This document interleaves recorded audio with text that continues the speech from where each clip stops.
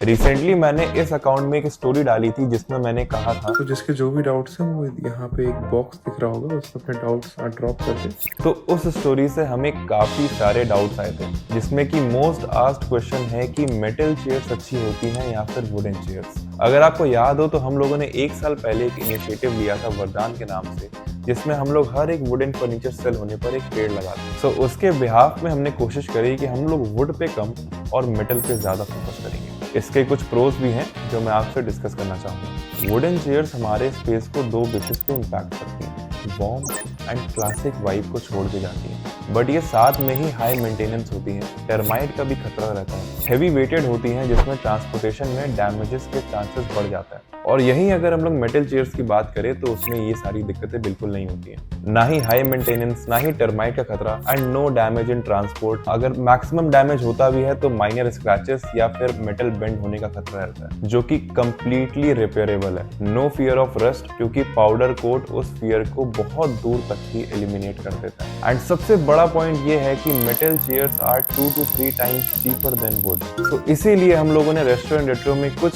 ऐसे furniture launch करे हैं जो कि कंप्लीटली वुडन चेयर्स को रिप्लेस कर सकते हैं। एट लास्ट बस यही कहना चाहूंगा कि फाइनल कॉल हमेशा खुद की होती है। अगर आपको लगता है वुडन चेयर आपकी स्पेस के लिए एक बेटर ऑप्शन है तो you should go for it. And अगर आप हमारे कुछ ऐसे ही आर्टिकल्स देखना चाहते हैं या फिर मेटल एंड वुडन चेयर्स के बीच की प्रोज एंड कॉन्स की लिस्ट चाहते हैं तो इस रील में कमेंट कर दीजिए मेटल, आपके डीएम में एक डिटेल पीडीएफ आ जाएगी।